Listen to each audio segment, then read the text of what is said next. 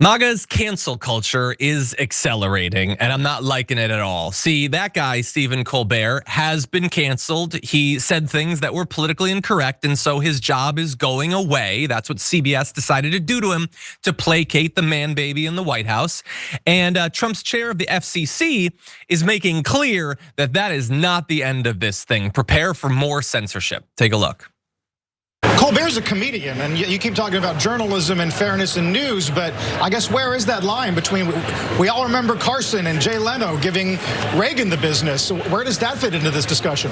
Frankly, I think the media industry across this country needs a course correction. Again, the American people simply do not trust the mainstream media. And for broadcasters, again, different than cable, different than podcast, for broadcasters, they have a federal license and they are obligated to operate in the public interest. And to the extent that we're starting to see some changes, I think that's a good thing. And frankly, I think it will help restore some of the trust that's been lost with the American people.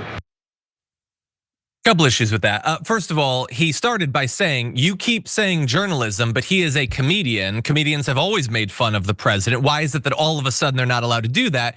And he immediately started talking about the media once again, because he doesn't want to have to admit that the reason Stephen Colbert was fired is that Donald Trump can't take a joke. He is a joke, he just can't take a joke. And that's pathetic. The rest of it was also a lie. The idea that they need to act in the public interest. You see what he did there, the bait and switch. Trump's interest becomes, when filtered by the head of the FCC, the public interest. If you make fun of a Republican, that is by definition not in the public interest. And that is, let's just be very clear. If politically incorrect has never meant anything, saying your jokes are now not legally going to be allowed, that's real political incorrectness right there. And so that threat was sort of vague, but Trump's has not been. He said on True Social, networks aren't allowed to be political pawns for the Democrat Party. It has become so outrageous that, in my opinion, their licenses could and should be revoked. Okay, so networks can't be political pawns for the Democratic Party. Bear in mind, they can be pawns for the Republican Party, because when Donald Trump says, don't talk about Epstein, and Fox News stops talking about Epstein, they're being his pawn. They are taking marching orders from the president. He has no problem with that. FCC is not giving Fox News any issues right now. You're allowed to do that. Again, this is a one-way bias. And also, in saying that they need to like not be a pawn for one party, understand, apparently under the deal that they struck with the Trump administration, they are going to establish a bias monitor for 2 years who is going to be watching CBS News for if they are being biased, which means, of course, if they are being anti-Trump in some way. So now CBS is going to have a tattletale, basically, reporting back to the regime if Colbert does start to make too many jokes, I guess, at his expense. And so I didn't even predict this. I don't know which step on the road to an outright fascist regime this is, but they're now installing government employees at the media networks to watch and make sure that they're not angering the dear leader, JR. What do you think? And then pretty soon the sitcoms will have to get regulated, whether or not the jokes are exposing something else about Donald Trump. Oh, look out, Comedy Central and South Park. Oh, that's going to be a huge problem for them. Any jokes that actually expose the truth is something this guy wows out about. I was actually a little surprised that this White House responded to the South Park stuff even. I was like, don't they realize that you respond to this is the second layer of the laughter. They do all this, you say something, we laugh again, because you're the joke, bro. By the way, he had no issues with that racist ass comedian with the Puerto Ricans garbage joke at his Madison Square Garden Nazi event at the end of the campaign. No problem with those jokes at all. And then when it comes to media accountability and them being, and there shouldn't be any pawns for the Democratic Party.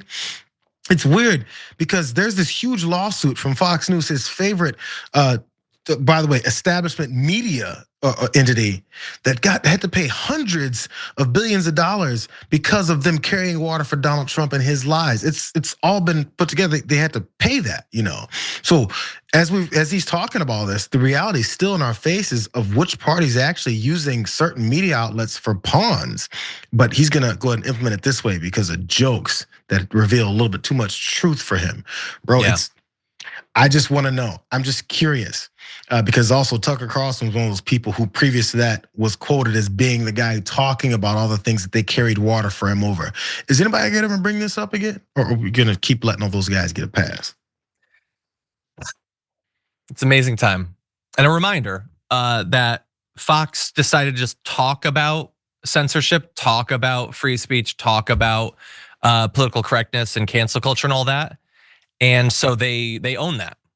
And so what that is somebody called you a racist on Twitter. That's a cancel culture.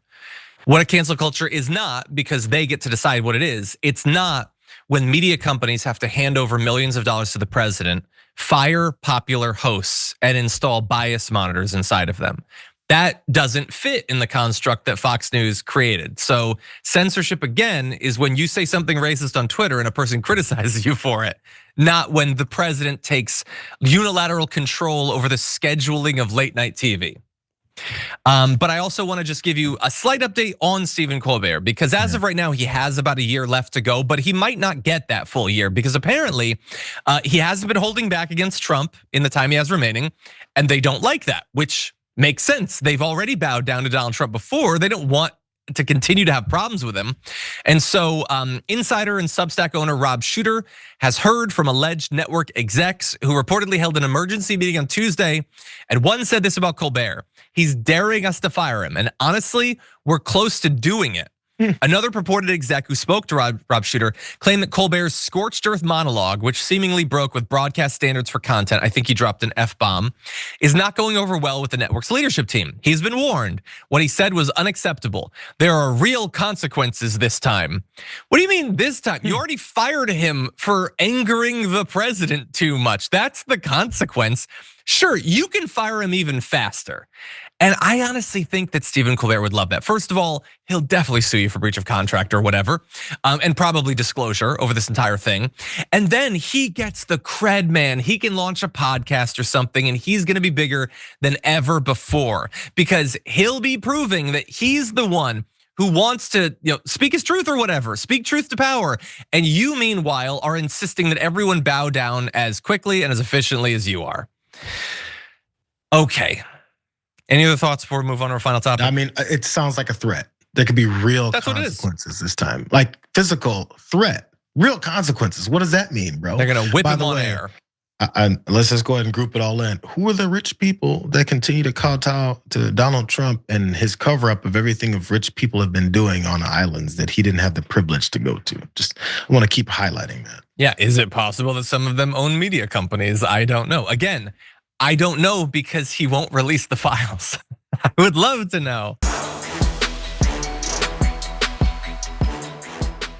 If you enjoyed that, then make sure that you never miss another video by subscribing. And if you want a little more, consider hitting the join button and becoming a member. So you're probably wondering, why would I do that? Well, when you do that, you get access to bonus content that I make every single week, and it's a lot of fun. You get custom emojis and more. If you join at tier 3, by the way, you even get access to a monthly member hangout with myself. And you'll get all that going forward, but you'll also unlock years of the back catalog. That is literally 100 or more bonus clips and top 10 lists and debates and more. So what are you waiting for?